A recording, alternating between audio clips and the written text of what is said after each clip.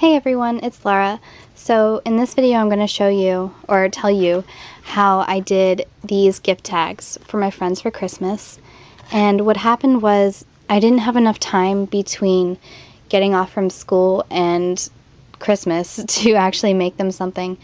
But I decided I wanted to add a little something to the gifts that I bought them. So I decided to make tags. And I started off with just a plain manila shipping tag that you can get at Staples, and I believe these are the number 5 size, so they're not the big number 8 ones. And the first thing I did was I crumpled up the tag and unfolded it, and then brushed Distress ink in peeled paint over the raised areas directly from the pad. And that's the bits you can see here. And then for the background color, I used Lindy Stamp Gang Starburst stains. And so I've just started using them. When they had their Black Friday sale, I decided to go ahead and try. And the past couple of days I've been home from school have been the first time I've been able to test them out. And it's so fun, and I've been trying to find excuses to put them on everything I've been working on. They're just so awesome. So the color I used for this tag is the Bachelor Button Blue. And then after that, I decided I didn't really like how light it was, so I brushed over in Distress ink again, but this time with Vintage Photo. And then the next thing I did was I just stamped the entire background with a large script stamp. Whoops. So that's the script you can see in the background. And then the next thing I did was I just put down a piece of trim, and the camera, I don't have a zoom, and it's not sequins, it's just a metal trim I must have gotten from Michael's or Joann's sometime. And I laid down a strip of that, and then I took these gardenia petals from I Am Roses that I also got, I think around the same time I bought the Starburst stains, but I just now have had the chance to play with them. And I painted the petals, these are 2 of the larger ones, with, and I know I'm going to say this wrong, but Halotrope or Halotrope Purple, also by Lindy Stamp Gang. So it's this really deep pink with this kind of purple iridescent glitter in it, and I really like it. I think it really pops out on this tag. And then I inked the edges with just some black ink, and these are just metal letter charms, probably from Making Memories. And so I put one of those in the center, and then I added a Tim Holtz memo pin with one of the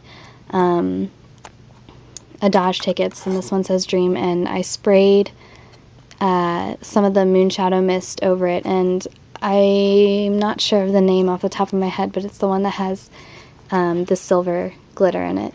And then to finish it off, I didn't put an eyelet in it because it's not a real tag backed with chipboard, although if I knew how great it was going to turn out, I probably would have made it a little more sturdy. So that's why I didn't add an eyelet. So I just put through some fibers, and this is a mix of Creative Fiber Arts and just a ball of fun fur that I had from Michael's. So I just picked colors that matched the tag. And then the last thing I did was I took a black safety pin. And the cool thing about these pins, I don't know how much exploring you guys do at Michael's, but in this section, I think it's the sewing section, and they actually have some pretty cool finds in there. They actually, if you look, they have the extra large eyelets that people buy from We Are Memory Keepers. They have all kinds of sizes, and they're in the metal colors like the silver and bronze and gold, if you're ever looking for them. And that's where I got these black safety pins. And then I added just a silver jump ring and then this charm. I think it might be a Madame Delphine charm that was, these were the drops that were on sale, or at least they've been on the end cap at my Michael's for a couple months, so I put one in black on there, and that's all I did for this tag. And then for this one, I did the same thing as the first tag. I crumpled it up, but the color I used to swipe over the raised parts was brushed corduroy, because I was going for a purple color scheme with this one. But then after I used the brushed corduroy, I realized that I don't have a purple Starburst stain, so I was a little upset at first because I didn't really want to do blue or green because I didn't want it to look too much like the other tag. But I ended up using Glimmer Mist in the Delphinium Blue, and it was a bluish purple, and I think that worked out fine. And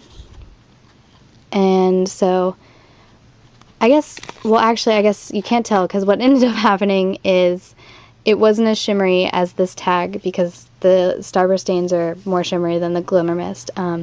So I think what I had ended up doing was I used a Moonshadow Mist over it, and it's the one with the copper, and that's how what you can see. But then it was a little too dark, and I wanted to keep it light, because this particular friend of mine likes pastel colors. So I didn't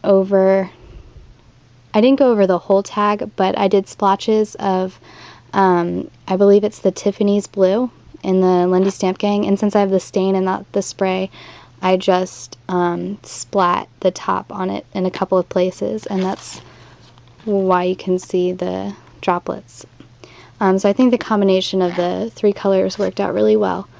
And I know with this one I had gone over it with the vintage photo afterwards, but I decided to keep this one like it was because I had already used so many different colors and I didn't want to overload the tag.